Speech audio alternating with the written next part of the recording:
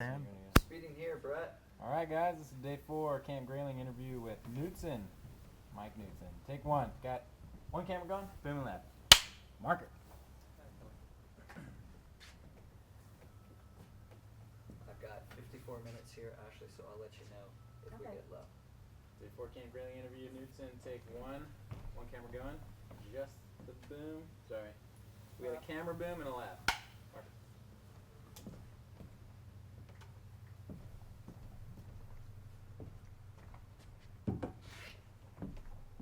And again, guys, with the once you guys get settled, because the walking We'll shakes. before we leave. So before we leave, I want to get a little bit of B-roll of you guys. So can we fake it for me? Mm-hmm. Or just do the intro thing. Well, you want that clean then, right? You want the intro clean without us stomping around? Yeah. Okay. So, you know how before we were rolling cameras, Mhm. everyone liked each other? Yeah. So act like you like each other. Okay, I can do that. And Mike, one favor for me: Yes, try sir. not to sway back and forth too much. Our focus is pretty critical, so You got it. if you can, stay on that plane. So Mike, you left at 4 a.m. this morning, huh? Oh, 400. I was out and on my way to pick up Bob. Yeah. So, and then we got up here and no one was at the cabin, and so we sat around for 2 hours. They were all here. Yeah, exactly. Yeah. Yeah, that's early. Hopefully you get some nice sleep tonight before we get started. It'll be okay. Yeah. How far away is the cabin? Can you ask that question? How far away is the cabin? It was a 6-hour drive from where I live in northern. I live north of Chicago, and then Bob lives north of me, and I went to pick him up about 20 minutes north, and then so it added probably about a half hour to the trip, and I think total time was 6 hours and change. It's about the same for us coming out of the city. We did a couple of interviews that morning. But if we left later, we may have hit some traffic, so who knows. We did the stop in Grand Rapids halfway through for lunch at Founders. Oh, yeah, yeah. Grand Rapids is a cool city. I know, it is. It's got some really good restaurants and It's bigger bars. than you think. There's the Yeah. downtown area. Almost done. You guys are doing great. All right. Yeah, check What that sound, else? Brian. Check that sound. Checking sound. Good. Touch a couple buttons. When this truck finishes passing by, Brett and I, this thing, by Brett and I are leaving. That's all I need now. All right, guys, see ya. All right. Brett, we can go right here. Is that camera on? Let's keep going. Yes? Yeah, this everything's rolling. Okay, Yeah. good. All right. So I'm just going to verbally slate this. This is instruction of rapport building for interview subjects. All right. Mike, thank you so much for talking with us. I'm really looking forward to hearing more about everything that you do and getting more acquainted with Project Relo. Just want to get some logistics covered before we start the interview. Okay. First, there is a lot of equipment around us. Try your very best to ignore all of it. Just pretend it's just you and I. All right. And you know, any crew walking around, again, try to ignore them. Also, as I ask each question, if you can, try to rephrase my question in your answer. Absolutely. So it gives us a little bit of context. So if I say something like, what are some of the biggest challenges of when veterans transition to a civilian Some of the job? biggest challenges when veterans transition is, yeah, okay. Exactly right, yeah. That gives us the ability to sort of zero in on that soundbite without having to find another soundbite to give it context. You give yourself Exactly. context. So will you be hearing your voice at all? Nope, I'm Okay. taking myself out Okay. completely. Understand. And then if you ever need time to gather your thoughts, no problem at all. Don't feel Mhm. like you have to launch right into an answer. If you lose your train of thought in the middle of something, pause, regain your, your thoughts and then go from there. If you need to rephrase something, if you're kind of, going through and you're like, I could say that more concisely, stop, start over, all of that's totally okay. There is a lot of possible noise interruptions around here. We love this look and this environment, so that's why we chose to do it. But if there ever is an occasion where we need to restart, Don't ever guess about that. Just keep talking, and then I will go ahead and stop you and then restart. I'll cue you from the last time that we had good audio. Okay. But we should be in fairly good shape for that. So, do you have any questions before we get in? No, it was a good explanation. Thank you very much. Very good. And then you have so much to offer in terms of content. Just to give you kind of a roadmap here, we're going to start by talking about your corporate career and corporate employee characteristics, that sort of thing. Then we'll get into veterans. Then we'll get into Project Reload. So don't worry, we're going to get into the most important stuff at the end, but it sort of sets us up Sure. correctly. Okay.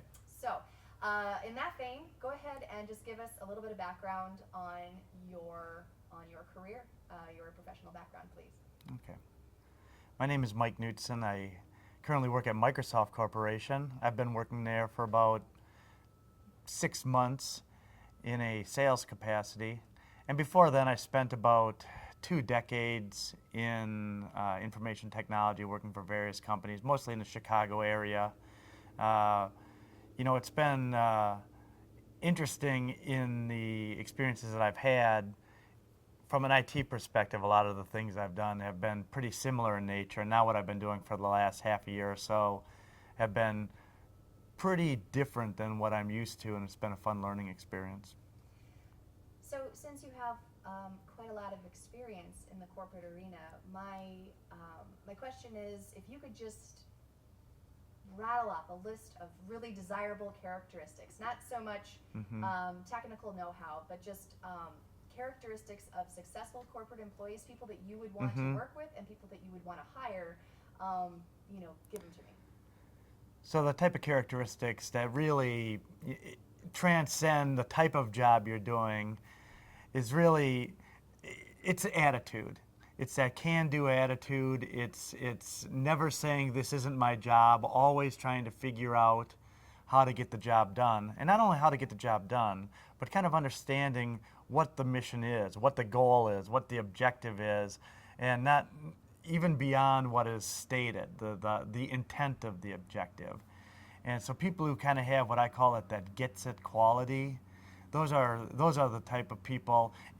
I've said a lot of times that when picking a team, I'm not as interested in what their specific background is. It's the type of people that if I'm picking a team for on the playground and they're lined up against a fence and I'm picking them, I'll pick the same people irrespective of what the job is. And it's based on kind of how they carry themselves, what their attitude is, are they able to understand what needs to be done, and are they willing to do what it takes, and are they willing to work as a team.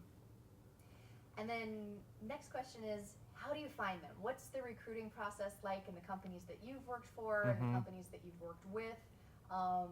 In your experience, how are hiring managers and HR professionals finding those individuals?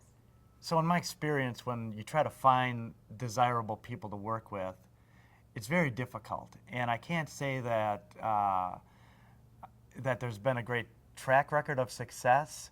Really, when you think about hiring someone, you have a piece of paper, a couple emails, and an interview where everyone is playing this fake game, this dance, if you will, where everything on your resume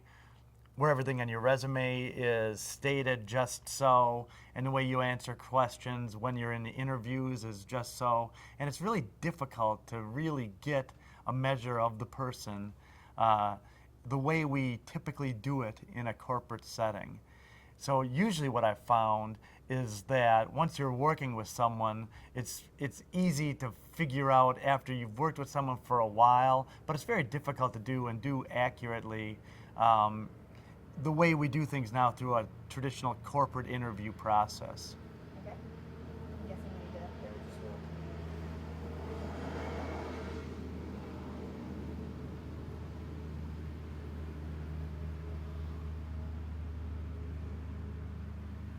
So it is difficult to recruit the right people and to really trust that you know what people have to offer, before you're actually working with them.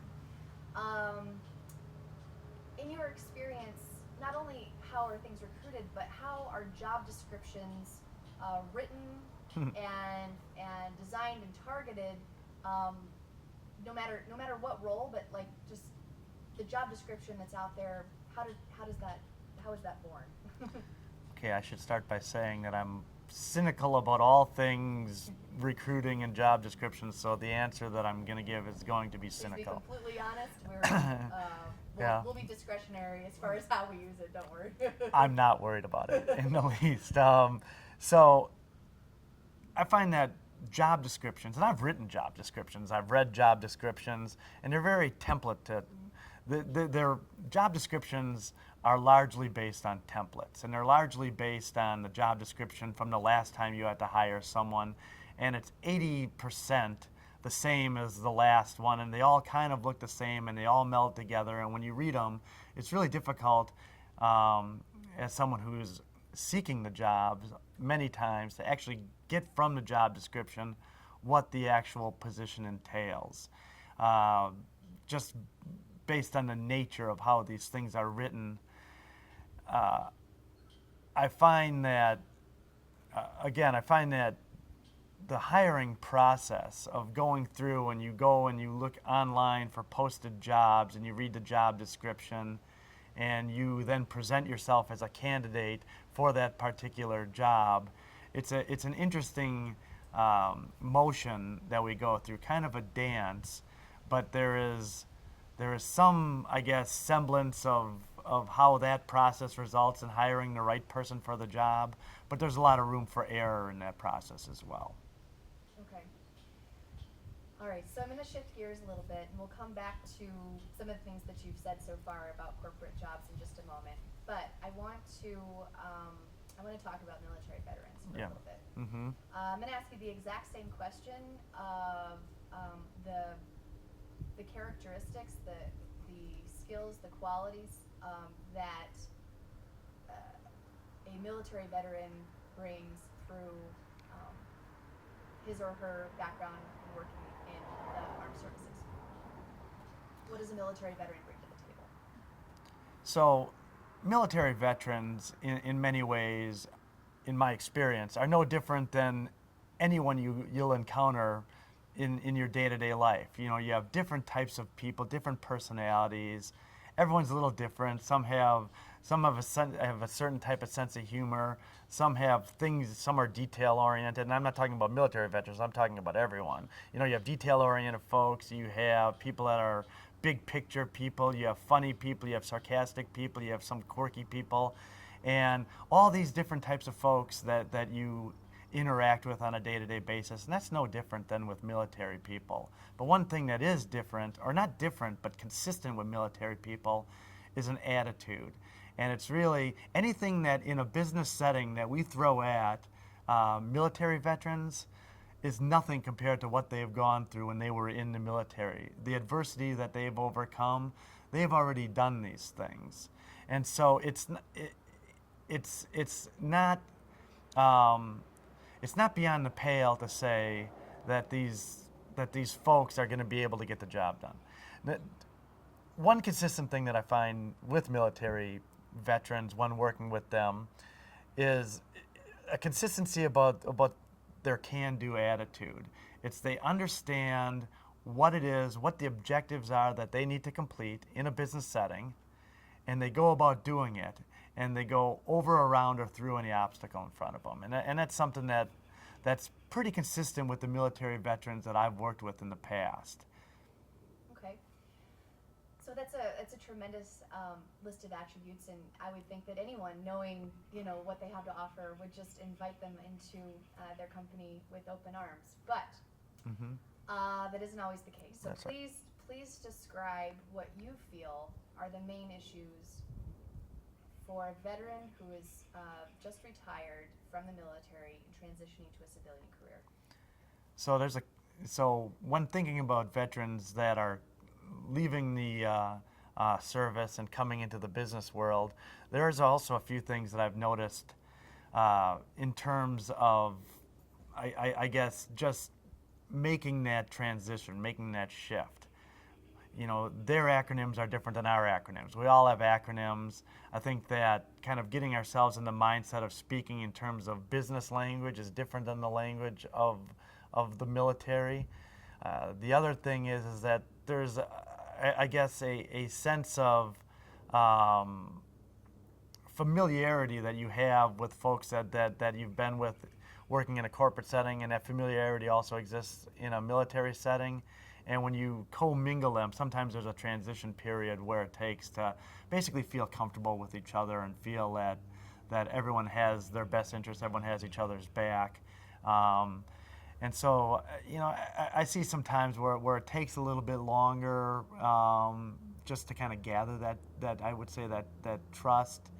And a little bit of, from time to time, you see a little bit of confidence in that, if I'm put in a brand new, unique setting that I'm not comfortable with, it takes me a little bit of time to gather the confidence of my own convictions.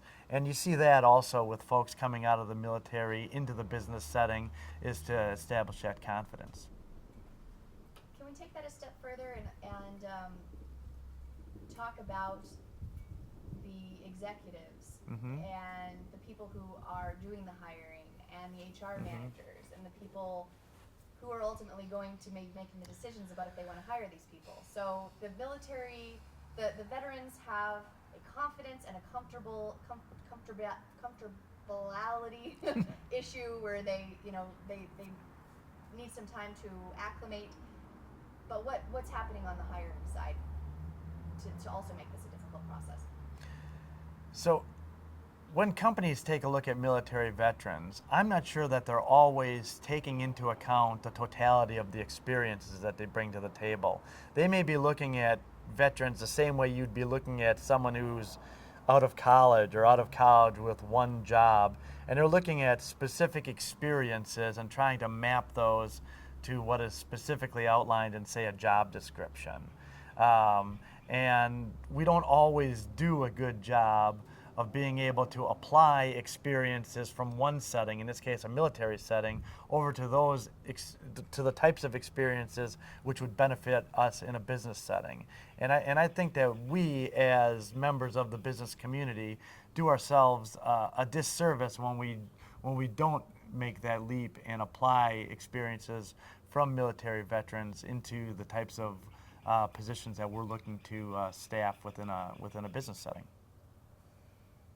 And then if we take a look at the veteran side again, and we look at the concept of culture. So veterans come out of a very team-based, we did this together, we accomplished this together sort of mentality, where they're very humble and selfless, and they have very much a we attitude. In the actual hiring process, that doesn't work so well. A lot of times you have to brag a little bit. You have to say have an I attitude and say, I'm good at this. This is why. Let me tell you why I am. That's a good point, actually. Yeah. So I'm wondering, if you could take this from the lens of looking at a cultural issue. What you can also ignore everything I just said. No. You can say that. No, How culturally might veterans struggle in coming from the military to a civilian environment in terms of the job interview process?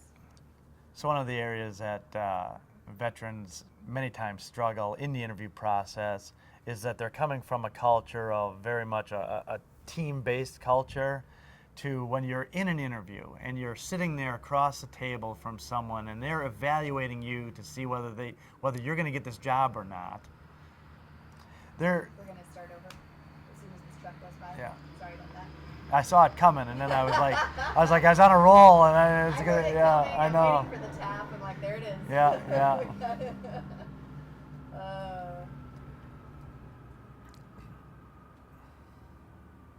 This is already a lot less frequent interruptions than this morning. There were bigger trucks, more frequent. Yeah, exactly. Okay. We good? Yeah, let's pick it back up. Okay, I'm just going to take it from the beginning of the question. I'll just go. Okay. So one area where I think veterans struggle in the interview process is that they're coming from very much a team culture. It's all about working together, working as a team. To when you go into, say, a job interview, you're sitting across a table from someone who is looking at you as an individual, and they're evaluating you as an individual and your ability to do a specific job. And so many times a veteran will answer the questions very much in the spirit of teamwork, and might not answer it so much in the spirit of individuality. Now, I guess you can make an argument one is better than the other. I certainly could. But in a job interview, sometimes that doesn't translate very well, when a lot of times you have to sit down, you have to say, I did this. This was my accomplishment. These are things that I did. And that doesn't come naturally, I've found, with a lot of the veterans that I've worked with. Thank you. That's great. It's okay if you don't know the exact answer to this, because I can have Christian research it before I talk to him. But I'm just wondering about if you know any specific census data on veteran quality and quantity of employment, underemployment, unemployment at all that we can throw into this from a credible source. Yeah, so Okay, from... go ahead. Can you give us some census data on veteran employment in regard to underemployment or unemployment?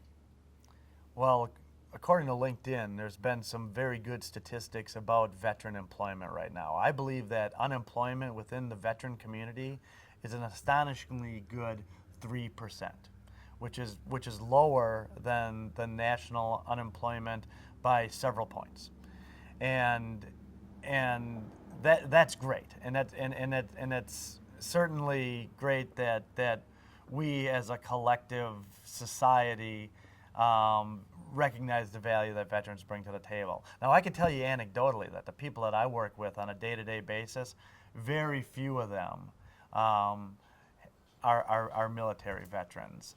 And I can't give you any broad statistics within the business community, but I certainly get a sense that although unemployment is low, the business community is failing to take full advantage of the veteran community when it comes to, solving their business challenges.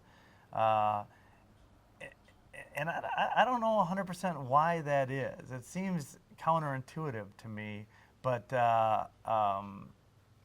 it's certainly the case that very few of the people that I work with are veterans. So you can also talk about this anecdotally, but something you've mentioned before is the notion between, although veteran unemployment is low, veteran underemployment is relatively high in terms of a veteran taking a job and not a career. So you have a veteran that retires from the military and just needs to get a job, and then sort of pieces together a patchwork of jobs versus conditioning him or herself for a career as someone who would go through the traditional, college and internships and all of that does. So again, ignoring everything I just said, the question is, say, crow is Yeah. is it picking up a lot, or is it? It's not picking up too bad. Okay. All right. If it jumps in during an answer, I'll let you know. Okay, appreciate it. Thank you. So the question is, although veteran unemployment is quite low, can you talk about this notion of underemployment and a job versus a career in terms of where a veteran ends up with how they're working? So overall, unemployment in the United States for military veterans is actually relatively low. But what's not in that statistic of unemployment amongst veterans is, say, things like underemployment or situations where a veteran is finding a job versus going into the career that they really have, that they passionately would like to pursue. And you see time and time again, veterans leaving the service and then moving right back into contract work, working for the military on a contract basis, or working as an EMT or working as a police officer. And those for many people are great careers, but I just can't help but think how many of these folks that are leaving the military service would want a career in business and could actually benefit the businesses. You see the benefit that these folks can bring to your business on an individual or anecdotal basis. So I'm always wondering why I don't work with more military veterans. It doesn't seem to make a lot of sense to me. So, you sort of saw this issue, got connected with a few people. Tell us about the sparks of Project Reload. Where was it born? Just give us a little bit of a sense of the organization and how it began. Well, Project Reload is a multi-day outdoor adventure confidence course type of organization where we bring military veterans together with business executives in an immersive environment. And this was born basically during one of these types of trips.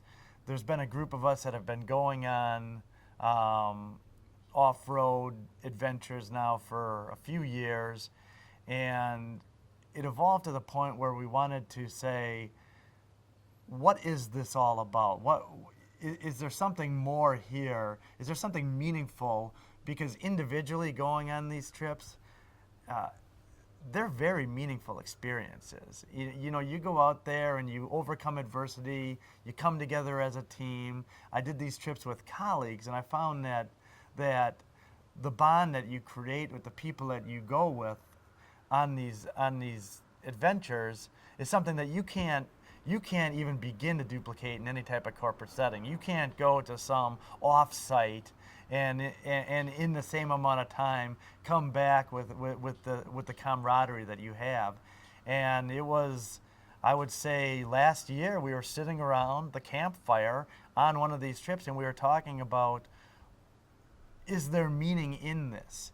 And of course, many of the folks that have been going on these trips with us are former military, and it just all kind of came together over the course of a few conversations.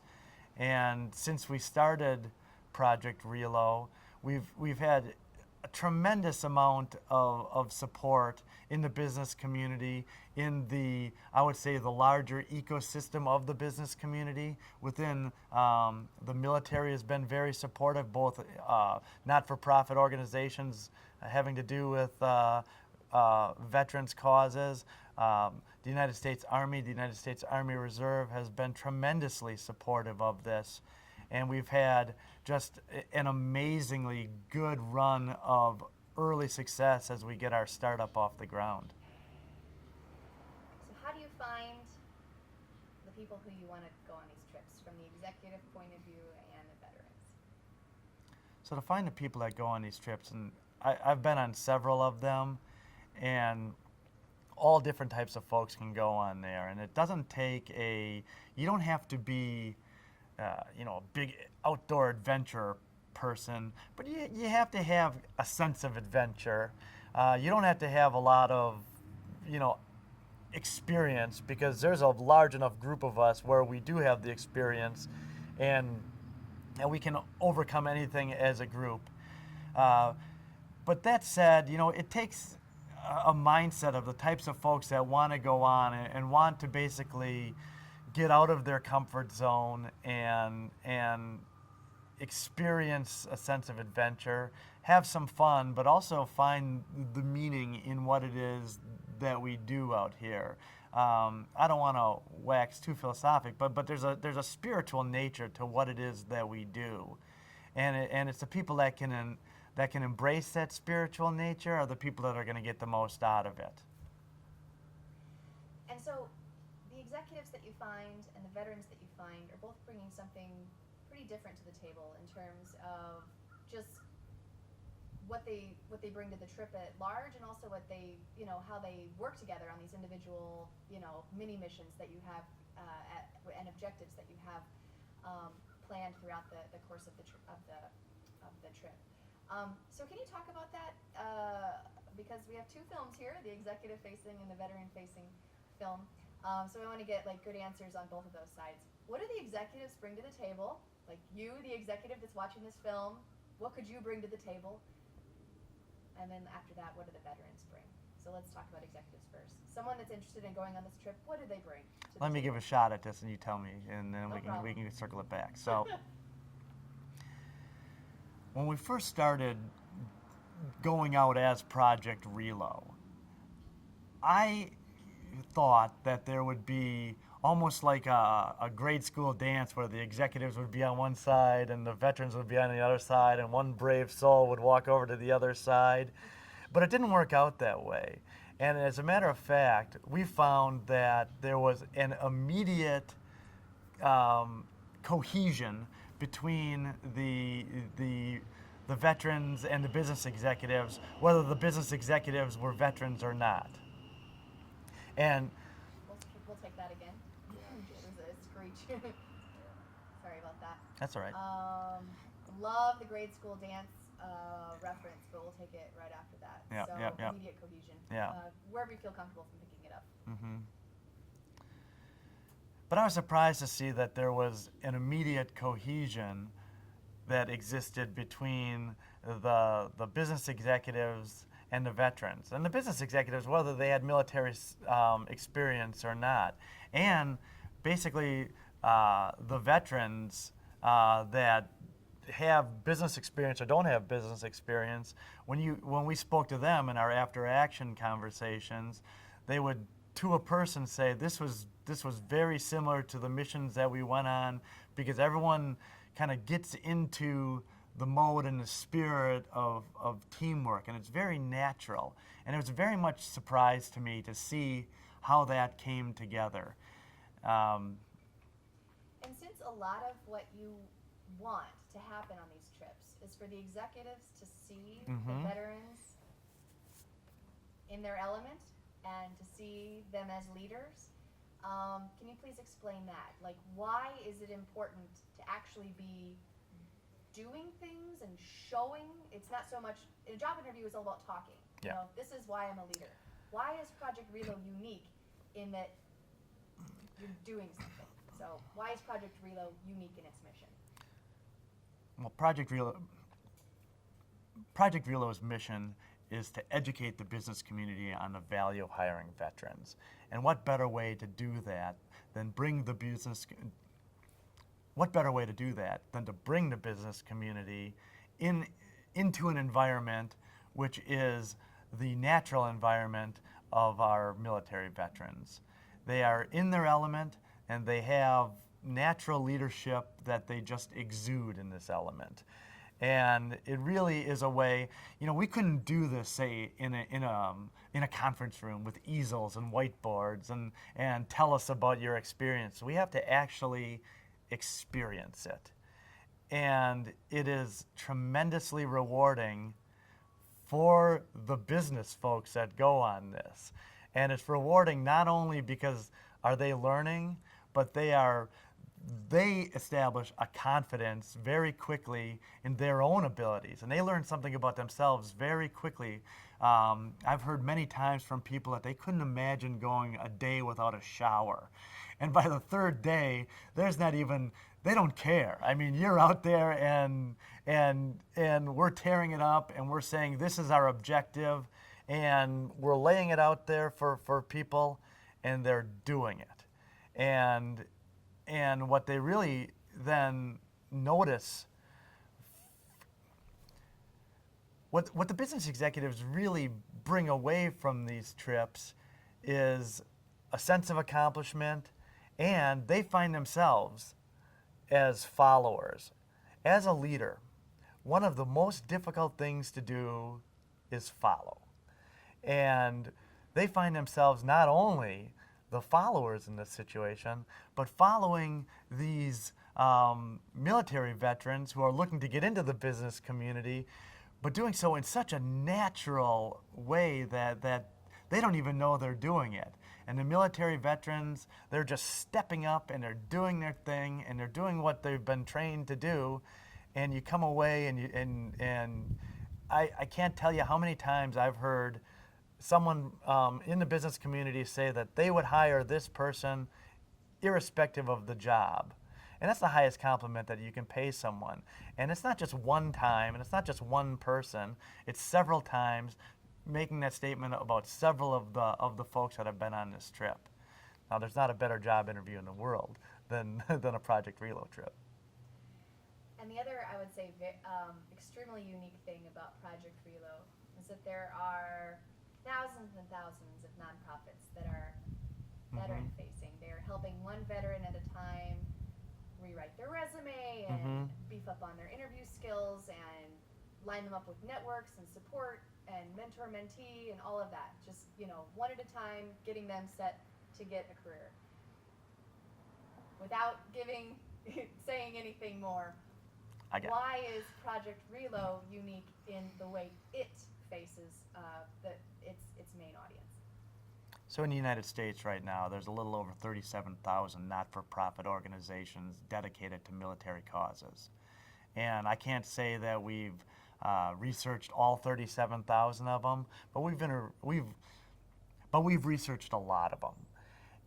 And one thing that's common in everyone that we've seen is that they're all trying to do something for the veterans.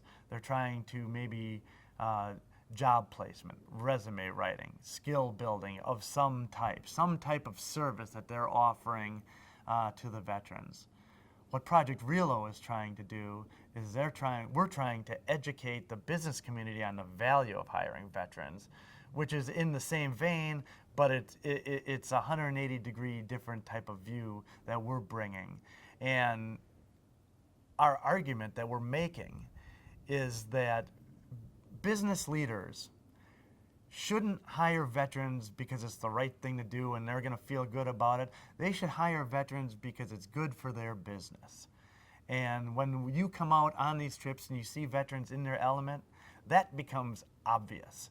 And the more we do this and the more obvious it is across a larger collection of veterans, the more obvious it's going to be to say these are the characteristics we're looking for to solve our business challenges, and what better way to tap into a pool of resources than to tap into military veterans that are interested in a business career. We had a little bit of camera shake at the very beginning of that with the adjustment of your chair. Okay. So if we can just get the line about the 37,000 Yep. nonprofits. I got it. Great. In the United States, there are a little over 37,000 not-for-profit organizations dedicated towards veterans' causes. Now, many of these, now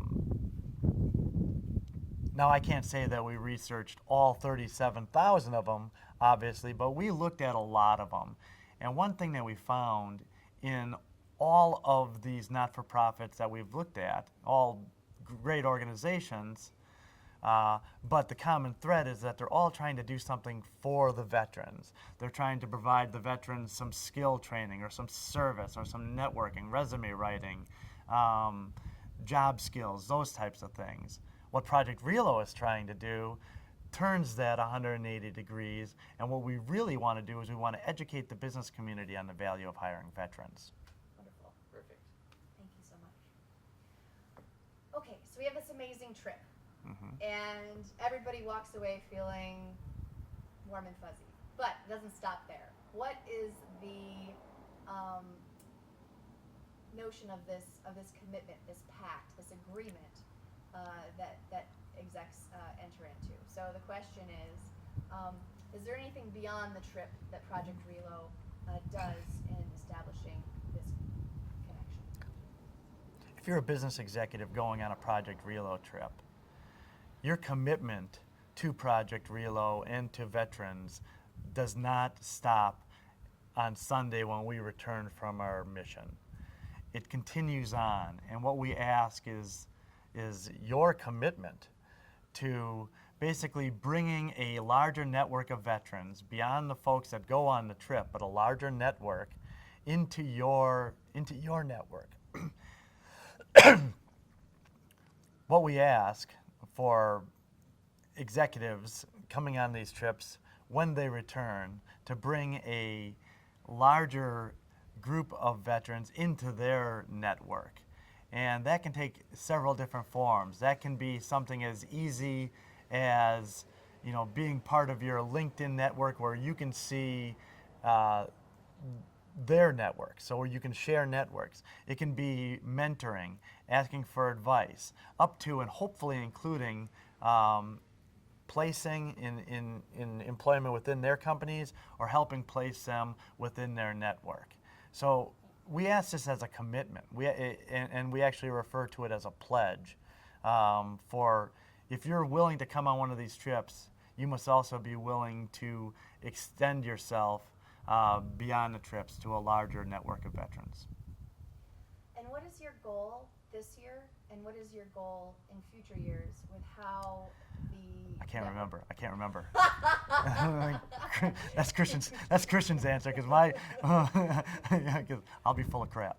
So I can't remember. All right, Yeah. That's not a problem Yeah. at all. He's my numbers Yeah. guy. Then let's talk about. The thing I want to answer now is not everybody that sees this film is going to be able to go on a trip. Mhm. So, as a founding member of Project Relo and someone that cares so passionately about it, what do you want to say to the executives that just aren't going to be able to make the trip or don't even know if they want to pursue this new way of thinking, this new way of thinking about hiring veterans? Someone that hasn't even really entered into the thought process of, oh, there's this giant population of people that I might be considering. So again, the question is, for executives that see this film that may not be able to go on the trip, what do you want to say to them?